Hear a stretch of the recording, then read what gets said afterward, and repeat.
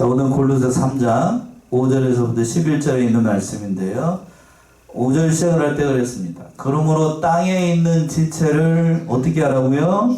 죽이라 라고 되어 있어요. 이 말씀 의지해서 땅에 있는 지체를 죽이라 라는 말씀의 제목으로 수요 예배 시간 은혜나도록 하겠습니다. 본문의 말씀을 잘못 이해하게 되면 땅에 있는 지체를 죽이라 라고 해가지고 다른 사람을 죽이라는 것인가, 뭐를 하라는 얘기인가 잘못 이해할 수 있는데, 그런 말이 아니고 사도 바울이 본문의 말씀에서 세 개로 대조를 나눠서 얘기할 수 있는데, 옛사람의 마음을 죽이라는 거예요. 그 죄악된 마음을 첫 번째 죽이라는 것이 5절부터 7절까지 있는 말씀이고, 또 두 번째는 8절과 9절에 있는 것처럼 그 옛사람의 그 행위를 벗어버리라고 하는 얘기예요. 8절과 9절. 마지막으로 10절과 11절은 그러므로 우리는 새 사람을 입은 자, 새 사람을 입으라 하는 그런 본문의 말씀입니다. 첫 번째는 땅에 있는 지체를 죽이라는 건 그 옛사람이 그 본성적으로 짓는 그 마음을 죽이라는 거, 마음의 죄를 죽이라는 얘기입니다. 5절의 말씀이죠. 5절 보시면. 그러므로 땅에 있는 지체를 죽이라.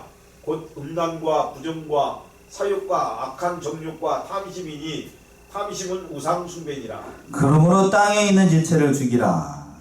앞에서 그랬어요. 3장 1절부터 4절까지는 땅을 바라보지 말고 땅의 것을 생각하지 말고 어디를 바라보라고 했냐면 하늘을 바라고 위의 것을 찾으라고, 하늘의 것을 찾으라고 얘기했는데, 이제 본문의 말씀에서부터 보게 되면 이제 그 땅의 하늘만 바라보는 성도들이 어떻게 살아야 될 것인가, 구체적으로 어떻게 사는 것이 하나님의 백성다운 삶을 살아갈 것인가 구체적으로 얘기를 하고 있는 거예요.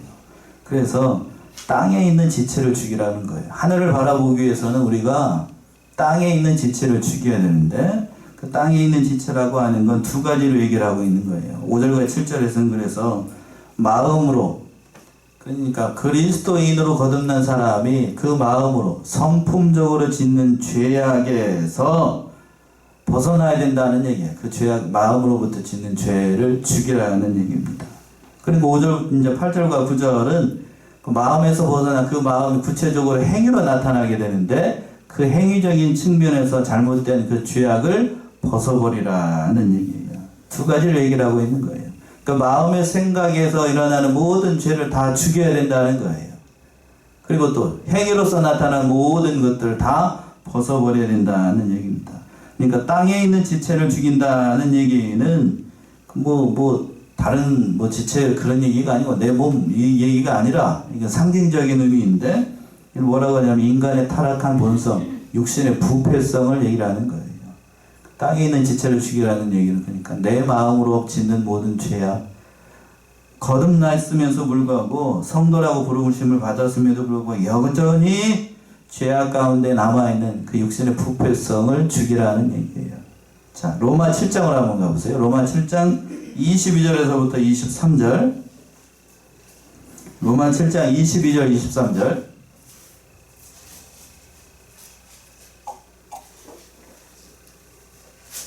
내 속사람으로는 하나님의 법을 즐거워하되 내 지체 속에서 한 다른 법이 내 마음의 법과 싸워 내 지체 속에 있는 죄의 법 아래로 나를 사로잡아 오는 것을 보는도다. 예, 사도 바울이 이걸 탄식을 했는데, 중생한 그리스도인도 우리 안에는 여전히 두 세력이 있어요. 하나는 속사람으로 거듭나가지고 하나님의 법을 좋아하는 사람이 있는가 하면, 그러나 또 하나는 거듭나지 못해 여전히 남아있는 옛사람 가운데 있는 거. 오늘 본문의 말씀은 옛사람이라고 얘기를 하고 있고, 그러니까 여전히 남아있어요. 육신의 부패성이 우리 안에 있다는 얘기. 이게 상존에 있어요. 그러니까 예수를 믿었다고 해서 그 모든 것이 다 이렇게 없어지는 게 아니라는 얘기입니다. 그래서 죽이라고 되어 있어. 죽이라.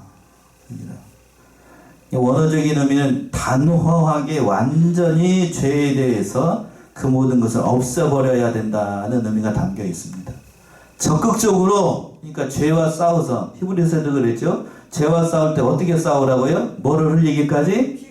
피 흘리기까지 그렇게 죄를 싸워서 승리해야 된다는 의미가 담겨 있어요. 적극적으로 가만히 있어서 되는 일이 아니고 죄성을 제거하고 저지하고 제거하는 일까지를 포함하는 거예요. 그럼 뭘 제거하라는 것인가? 그 하반절에 있죠. 1절 하반절. 곧 음란과 또 뭐요? 부정과 사욕과 악한 정욕과 탐심이니 5가지를 얘기를 하고 있습니다. 첫 번째 음란죄. 전에도 한번 말씀드렸죠. 지난 주일에 말씀드린 것 같네요. 여기서 음란이라는 말은 그 원어가 졸라 좋지 않은 단어예요. 그 포르노라는 말, 그 음란한 영화 있죠? 그 말이 여기서 우리가 됐어요. 여기서. 그러니까 이 온갖 종류의 잘못된 그 불법한 성관계를 얘기를 할 때 이 단어를 썼어요. 음란하다. 성경에서 유래한 말이라니까요. 그러니까 또 부정이라는 말도 역시 마찬가지예요. 정결하지 못한다라는 의미가 담겨 있는데 부정하다라고 할 때 정결하지 못하다. 그래서 이거는 성적인 죄를 포함해가지고 하나님 앞에서 짓는 우상숭배의 죄, 도덕적, 윤리적으로 짓는 모든 죄악을 다 부정하다는 거예요. 부정하다. 점점 발전돼 가고 있죠. 발전돼 가고 있어요. 또 사욕. 음란죄를 넘어서 가지고 사적인 의미로 자기의 정욕을 채우기 위해서 행하는 모든 개인적인 욕망들을 다 얘기를 합니다. 사욕.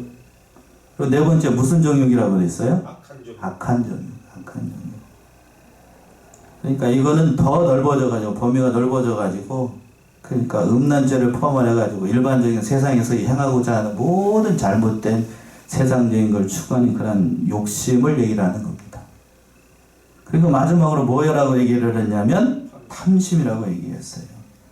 그러니까 이건 탐심이라고 하는 것은 내가 이미 가지고 있어요. 하나님께서 분복을 주셔가지고 나에게 이미 있는 것들 중에서 더 많은 것을 가지려고 하는 걸 성경에서 뭐라고 얘기를 했냐면 탐심이라고 얘기했어요. 탐심. 지나친 욕심이죠. 말 그대로 지나친 욕심. 그래서 그 지나친 욕심 뭐라고 정의를 했냐면 탐심은 무슨 숭배다?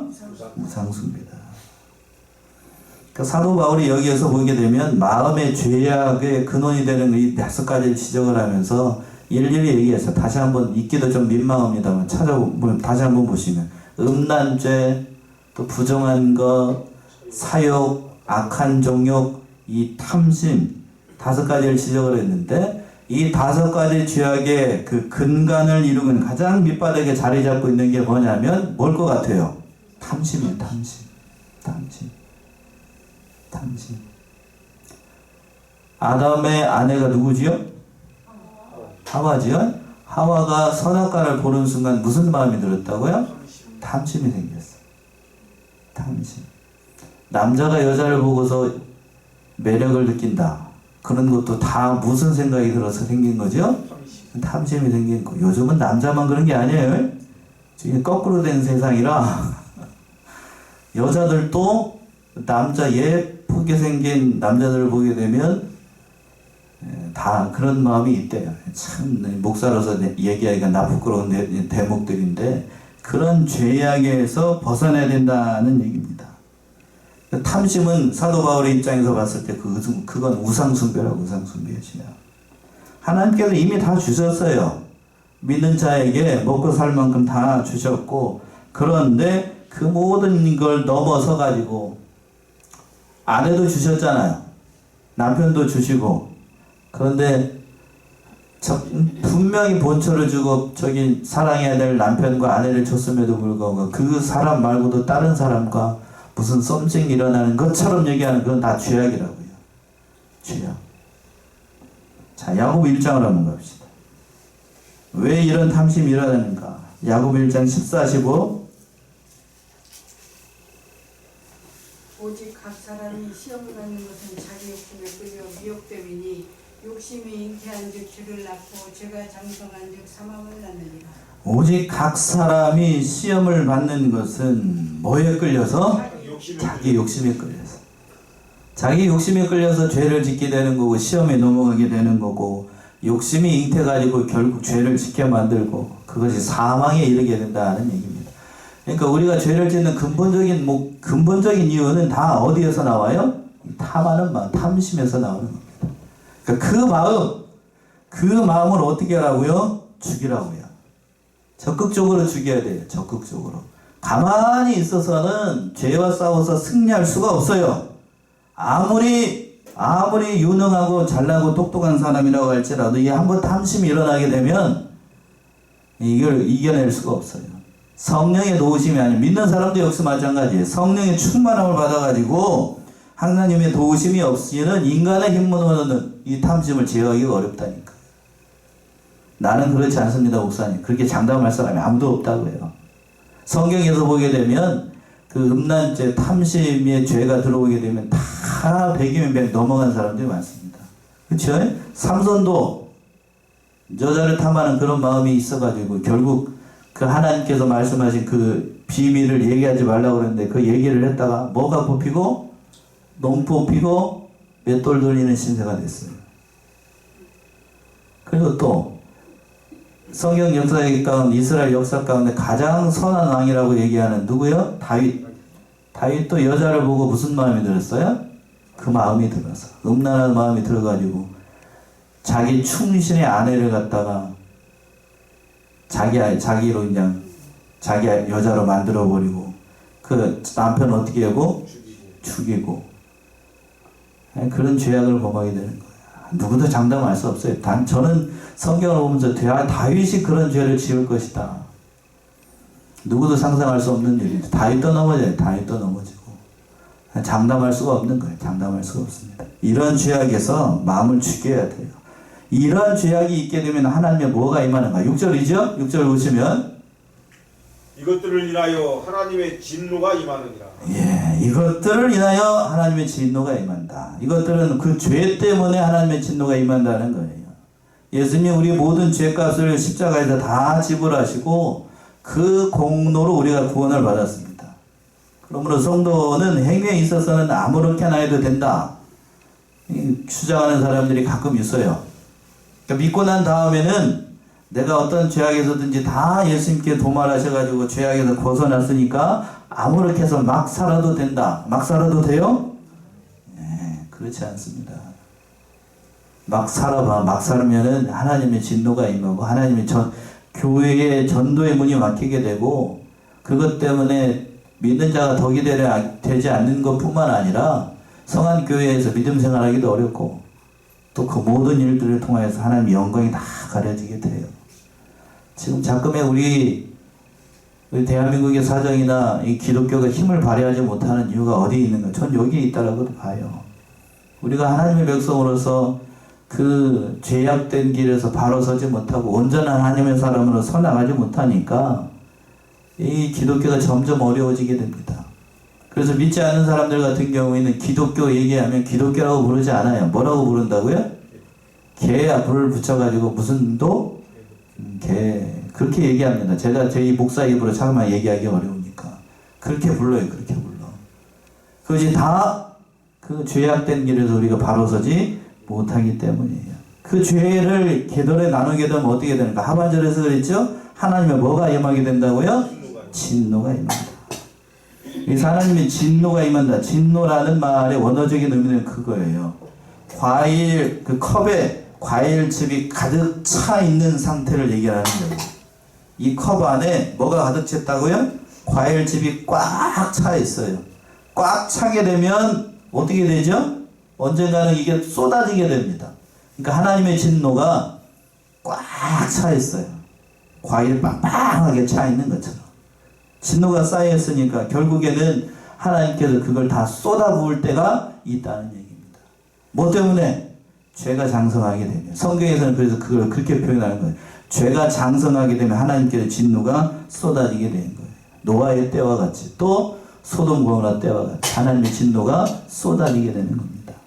근데 여기서 한 가지 또 주의해야 될 것은 하나님께서 진노하실 때에 인간과 같이 그런 악한 감정을 가지고 하나님께서 진노하시는 게 아니라고 하는 거예요. 사람은 화를 낼 때 그 사건이나 그 감정적인 면이 치우쳐가지고 이렇게 악한 감정을 가지고 이렇게 얘기하기가 쉬운데 하나님은 그런 게 아니에요. 뭐에 대해서 진노하신다고 얘기를 했냐면 6절 다시 한번 읽어보세요. 6절 6절 다시 한번 읽어보시죠. 그들을 인하여 하나님의 진노가 임하느니라. 이것 때문에 하나님의 진노가 임해요. 앞에서 이것이라는 것은 뭘 얘기하는 거예요? 앞에 있는 죄 때문에. 5가지 죄. 다섯 가지 그 죄 때문에 하나님의 진노가 임하는 겁니다. 그러니까 하나님의 진노는 인간과 같지 않아요.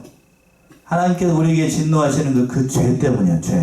죄에 대해서 하나님의 진노하시고 공의롭게 심판하시는 거는 공의로운 진노를 얘기하는 거예요. 인간의 감정을 얘기하는 게 아니고. 그리고 하나님께서 그 진노 가운데서도 하나님께서 은혜를 베풀어 주실 때가 있는데 하나님 앞에서 온전하게 행하고 그 믿음대로 행하게 되면 그걸 통하여서 진노를 풀어주시겠다라고 약속하신 말씀도 있어요. 어디 그렇게 되어 있나요? 예레미야 5장이죠. 예레미야 5장 1절.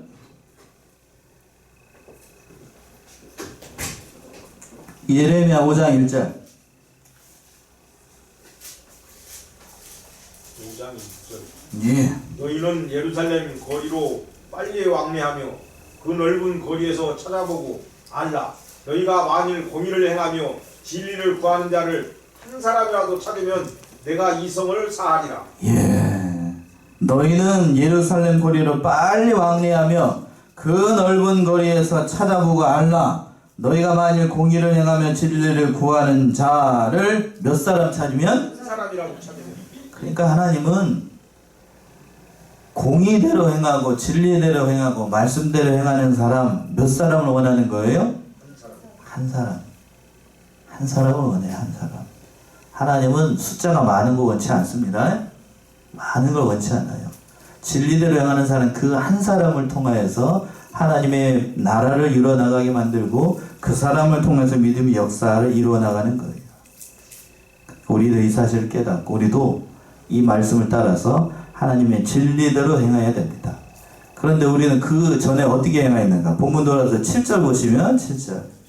너희도 전에 그 가운데 살 때에는 그 가운데서 행하였으나 예, 너희가 전에는 그 가운데 살 때에는 그 가운데서 행하였다. 그러니까 여기 말씀은 우리가 예수를 믿기 전에는 여전히 뭐 가운데 살았어요? 죄 가운데 살았습니다. 어떠한 죄 가운데 살았는가? 5절에 있는 말씀이죠. 차마 읽기도 민망한 말씀들이 많잖아요. 음란한 죄에 빠져서 살았고 또 부정한 죄에 빠져서 살았고 또 사욕에 사로잡혀서 악한 정욕에 특별히 또 탐심에 사로잡혀서 죄악 가운데 살아갈 때가 많았다는 얘기입니다.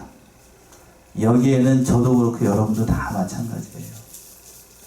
거듭났다라고 해서 예수를 믿었다라고 해서 이러한 죄악에서 우리가 자유로운가? 그런가요? 아니에요. 성령의 충만함을 받고 예수 그리스도에 꽉 붙들려서 살아갈 때에는 이러한 죄악이 밑바닥에 있어요. 밑바닥에 있다고요. 이 5가지 죄악이 성령에 꽉 누르고 있어가지고 죄가 발동을 못하고요. 그런데 성령의 충만함을 받지 못하고 이 성령의 충만함이 이렇게 하게 되면 어떻게 되는가? 죄가 어떻게 될까요? 수면 위로 샥 하고 올라와요. 그래서 하지 못할 말들을 다 하게 되는 거예요. 어떻게 믿는 사람이 저런 말을 할 수 있을까? 저런 죄를 지을 수 있을까? 그 사람들은 다 뭐에 충만함을 받지 못해서? 성령의 충만함을 받지 못해서. 그 얘기를 하고 있는 거예요. 그래서 두 번째 8절과 9절에 있는 것처럼 그러한 옛사람의 행위로 짓는 죄를 벗어버리라. 사도 바울이 그 얘기를 하고 있는 겁니다. 8절 보시면 이제는 너희가 이 모든 것을 벗어버리라. 곧 분과 악의와 해방과 너희 입에 부끄러운 말이라. 예, 이제는 너희가 이 모든 것을 어떻게 해버리라? 벗어버리라. 벗어버리라. 벗어버리라. 벗어버리라고 얘기를 했어요. 앞에서는 5가지 옛 사람이 가지고 있는 그 죄악에 대해서 죽어야 된다라고 얘기했는데 죽을 뿐만 아니라 여기서는 다 어떻게 해야 된다고 이 모든 것을 어떻게 하라고? 벗어버리라. 벗어버리라. 더 적극적인 의미죠. 죽이는 것뿐만 아니라 그걸 벗어버리라고요. 벗어버려. 벗어버린다는 의미는 그 말 그대로예요. 우리가 낡은 옷을 입지 못할 옷을 어떻게 하죠? 벗어버리는 것처럼 죄악된 것, 옛사람의 부패성을 벗어버려야 된다는 얘기예요. 벗어버려야 된다. 곧 어떠한 것들인가? 하반절에 있는 것처럼 분과 또 뭐요? 악의와 해방과 너희 입에 무슨 말? 부끄러운 말. 여기서 지적하고 있는 것처럼 사도 바울이 말하고 있는 것처럼 이게 발전돼 나가요. 점점 이렇게 발전돼 나갑니다. 어떤 사람이 나에게 서운하게 하거나 어떤 뭐 잘못된 말을 했을 경우에 첫 번째 일어나는 게 뭐냐? 우리 마음 가운데 일어나는 것이 분이 일어나, 화가 납니다. 그렇죠? 한번 생각해 보세요. 누가 나에게 해코지를 했어. 누가 나에게 해코지하기보다 옆에 있는 짝꿍이 나에게 나쁜 말을 했다라고 하면 마음으로부터 어떤 말이 나오는 거 먼저 한번 보세요. 나를 갖다 놓고 자 그러면 첫 번째 내 마음 가운데 뭐가 일어나요? 분함이 일어나요. 화가 일어납니다. 그래서 그것에 대해서 어떤 감정을 갖게 되냐면 악한 마음을, 악의를 갖게 돼요. 또 그걸 통해서 원하는 마음을 가지게 되고 회방하고 싶어하고 또 차마 입에 담지 못할 무슨 말을 하게 된 부끄러운 말을 하게 됩니다. 그게 점점 발전하는 거예요. 이 단계적으로 다 이루어지게 돼서 결국엔 우리는 그러한 죄에 빠지게 된다는 거예요. 또 결국에 또 어떻게 되는가? 9절에서는 또 이렇게 얘기했네요. 9절 보시면 너희가 서로 거짓말을 말라. 옛사람과 그 행위를 벗어버리고. 자 9절은 우리 합독합시다. 시작. 너희가 서로 거짓말을 말라. 옛사람과 그 행위를 벗어버리고. 무슨 말을 하지 말래요? 거짓말을 말라. 자, 예수 그리스도를 믿기 전에 우리가 하나님도 모르고 하나님의 말씀도 없었기 때문에 거짓과 위선 가운데 살아갈 때가 많았습니다. 그러나 믿음으로 거듭난 다음에는 진실하고 거짓된 것을 다 거부해야 되는데 새 사람이 된 사람은 새 사람답게 살려고 하면 사도 바울은 먼저 뭐를 하지 말라고 그래요? 거짓말을 하지 말라. 거짓말을 할 때에 서로 하지 말래. 서로. 나만 해서는 안 되고 옆에 있는 짝꿍도 뭐를 하면 안 된다고요? 거짓말하면 안 된다는 얘기입니다. 자 여기서만 그랬는가? 레위기 19장 한번 가봅시다. 레위기 19장 11절 12절. 레위기 19장 11절 12절. 너희는 도적질하지 말며 속이지 말며 서로 거짓말하지 말며 너희는 내 이름으로 거짓 맹세함으로 내 하나님의 이름을 욕되게 하지 말라. 나는 여호와니라. 예, 참 정확하게 얘기했습니다. 너희는 도적질하지 말며 속이지 말며 서로 뭐하지 말고 거짓말하지 말고 너희는 내 이름으로 거짓 맹세함으로 내 하나님의 이름을 뭐하게 하지 말라? 욕되게 하지 말라. 나는 누구라? 여호와니라. 하나님의 이름을 걸고 감히 거짓 맹세하고 거짓말을 하는 건 그건 마땅히 하나님 백성을 해야 될 일이 아니라고 하는 얘기예요. 그러한 옛사람의 행위를 다 어떻게 해야 된다? 벗어버려야 된다는 얘기입니다. 저도 벗어버리고 싶고 여러분도 벗어버리고 싶은데 이 옛사람의 행위와 말과 언행과 모든 것들 벗어내기가 쉬운가요? 어려운가요? 어려워요. 어렵다고요. 믿음 생활을 하면 할수록 더 어려운 것 같아요. 그렇죠? 더 어렵다고요. 더 어려워.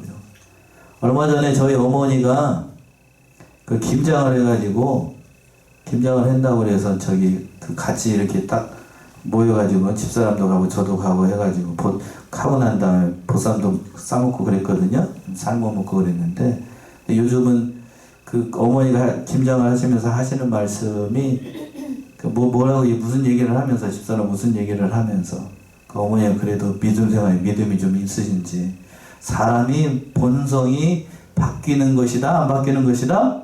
안 바뀌는 것이다. 저는 옆에서 듣고 깜짝 놀랐습니다.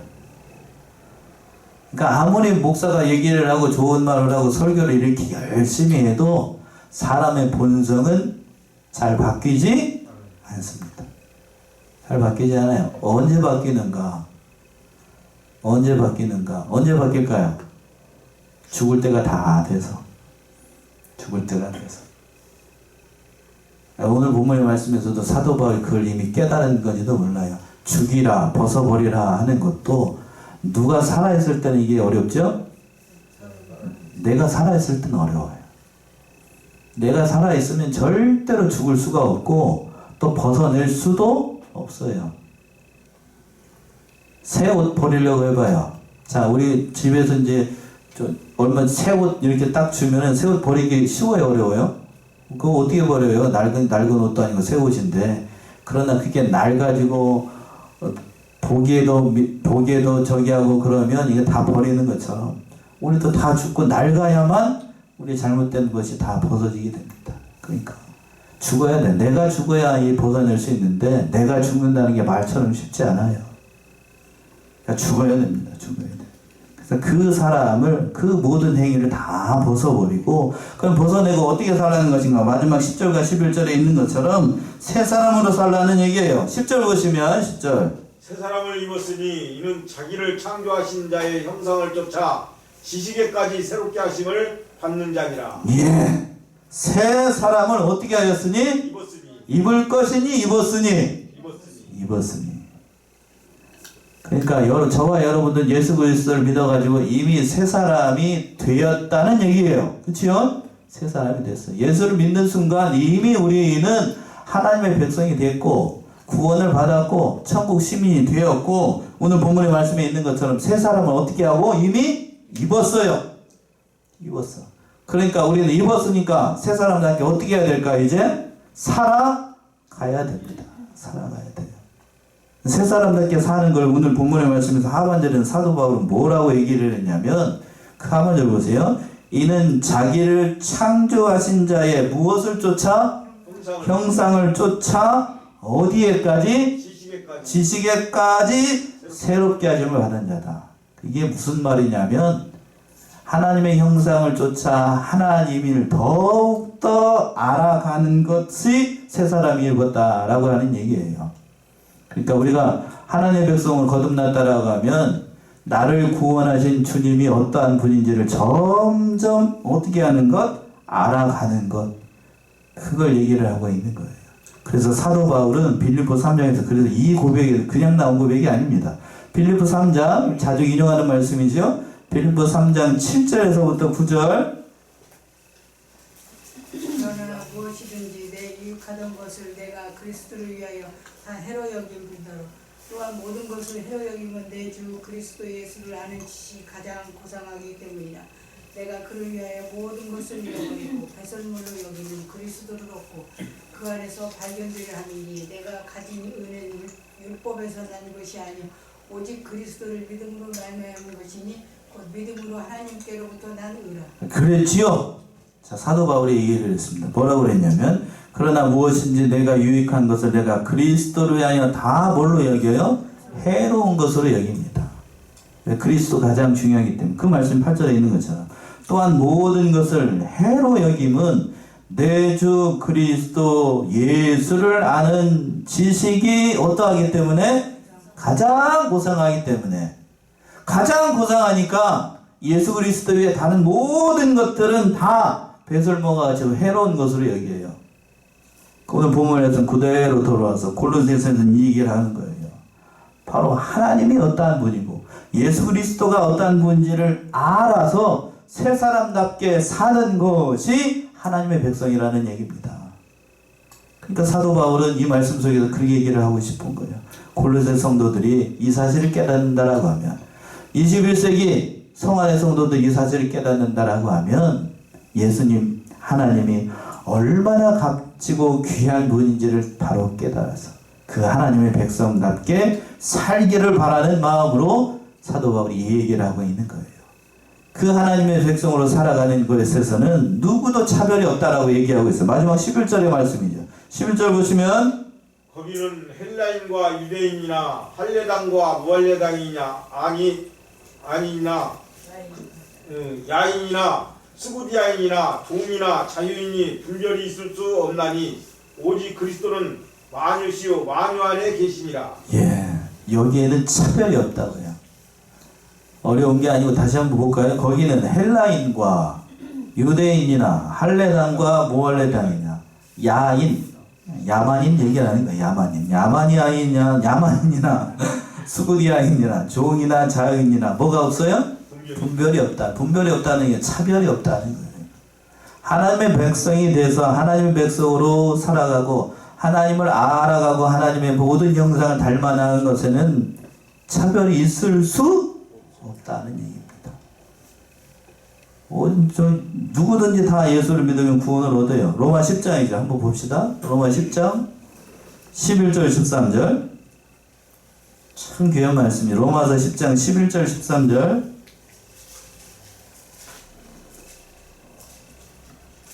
성경에 이르되 누구든지 저를 믿는 자는 부끄러움을 당하지 아니하리라 하니 유대인이나 헬라인이나 차별이 없음이라.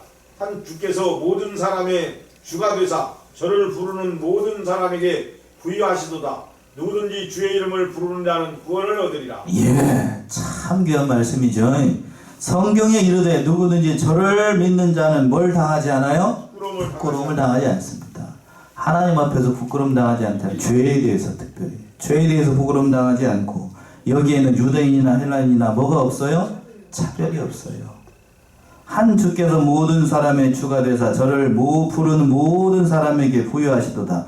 누구든지 주의 이름을 부르는 자는 뭐를 얻어요? 구원을 얻어요. 여기에서는 예외가 있을 수 없다고요. 그리고 또 오늘 본문 말씀 그대로 이 말씀을 적용한다라고 하면 누구든지 예수 그리스도를 믿는 사람은 새 사람을 입었으니 새 사람으로 살아가는 것에서 누구든지 다 자유롭고 누구든지 다 차별이 없다는 얘기입니다. 하나님을 아는 지식이 있어서 마찬가지예요. 그래서 마지막 하반절에 오직 그리스도는 만유시요 만유 안에 계신다. 그리스도 안에 무슨 차별이 없다는 얘기예요. 예수 그리스도로 충만한 세계에서 저와 여러분들도 살아갈 수 있고 그 하나님의 의를 이루어나감으로 하나님의 백성답게 살아갈 수 있다는 얘기입니다. 우리 사랑하는 선의 성도들 이 사실을 깨닫고 예수 그리스도를 따라서 새 사람을 입고 살아나가시는 저와 여러분들이 다 되시기 바랍니다. 기도하겠습니다.